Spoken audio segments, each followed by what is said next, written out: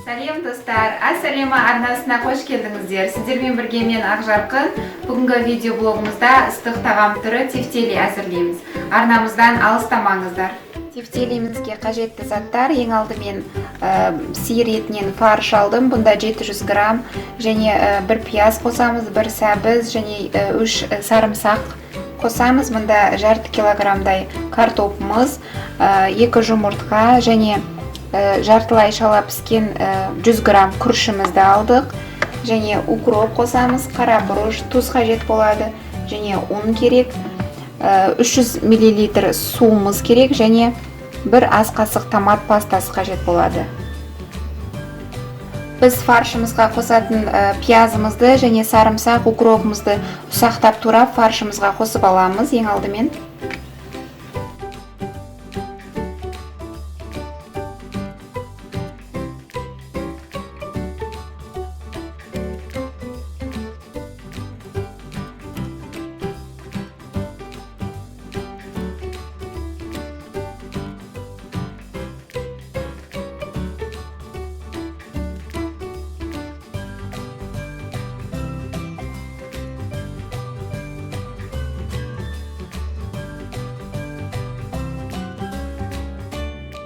пияз, укроп, сарымсағымыз турап қосып алдық фаршымызға. Енді тұз саламыз татитындай қылып.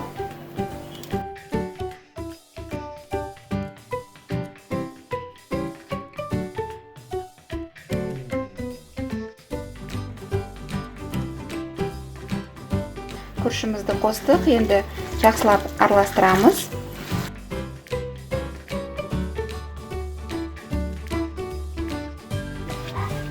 Тефтелиміздің фаршын дайындап алдық. Енді дөңгелектеп жасап аламыз. Ең алдымен қолымызды суға малып аламыз, сонда фаршымыз қолымызға жабыспайды. Одан кейін ұнға аунатып аламыз. Өздеріңіз қалаған формаңызды жасайсыз. Үлкен кішілігін осылай орташа дөңгелектеп аламыз.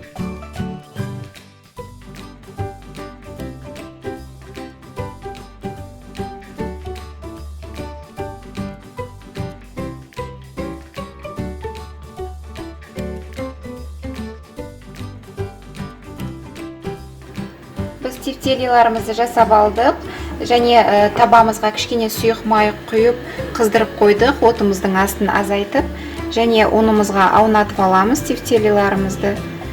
Одан кейін майға кішкене сыртын қуырып жібереміз.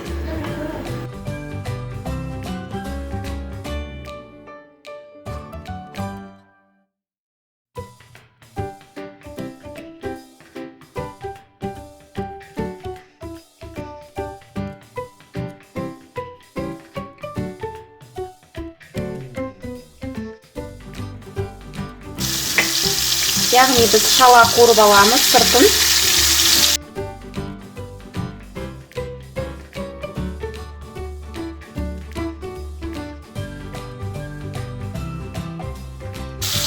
Осылай айналдыра сыртын қуырып аламыз да формамызға саламыз.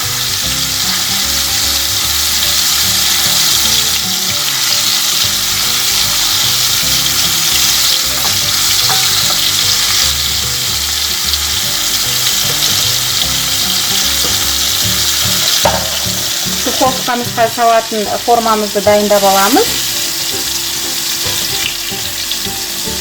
Тефтелиларымызды шығарып,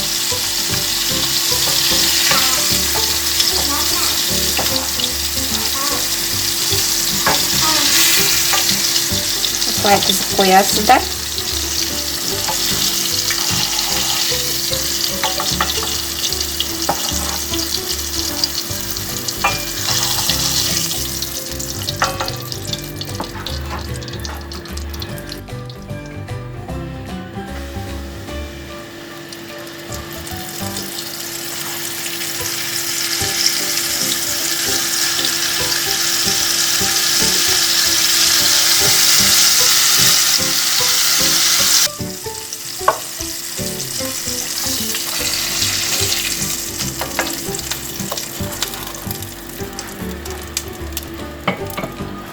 Осылай сыртын ғана шала қуырып аламыз.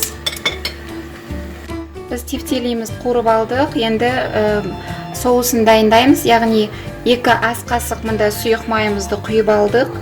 Қызған кезде 1 ас қасық томат пастамызды саламыз.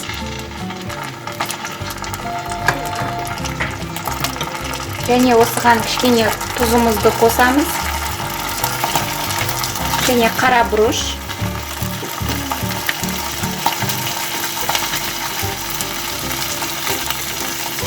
Кішкене араластырып қуырып жібереміз томат пастамызды. Одан кейін 300 мл суымызды құйып жібереміз. Және 5 минут қайнатып аламыз.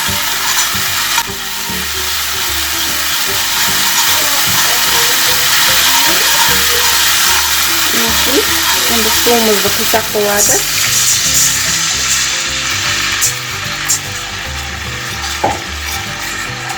Бес минут қайнағаннан кейін біздің соусымыз дайын.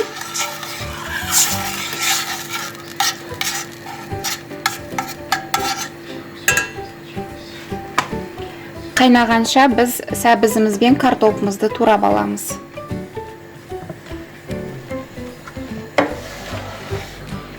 Сәбізімізді жалпақтап, жұқарақ етіп турап аласыздар. Осылай дөңгелек қылып қалдырамыз.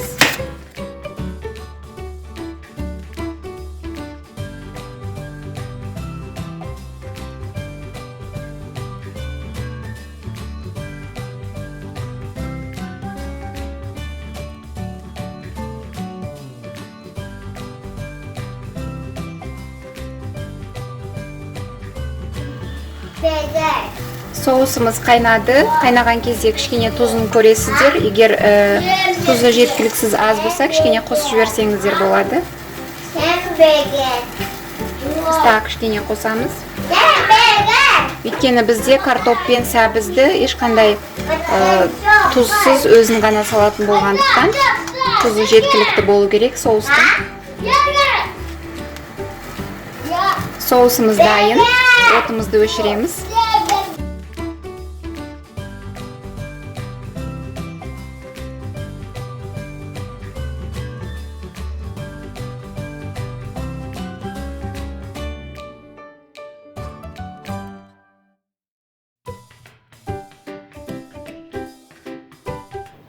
Сәбізіміз бен картопымызды орналастырып алдық. Соусымызды бетіне құйып шығамыз.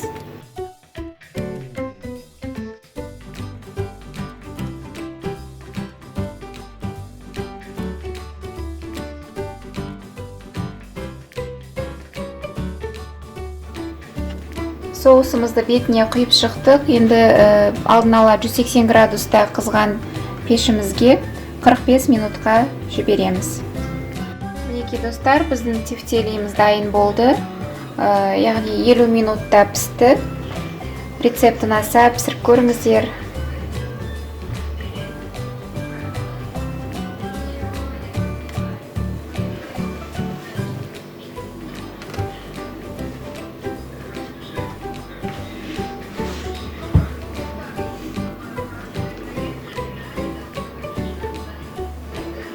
Мінекей достар, біз бүгінгі тефтелиімізді әзірлеп болдық. Егер рецепт ұнаса, каналыма жазылып, лайк басуды ұмытпаңыздар.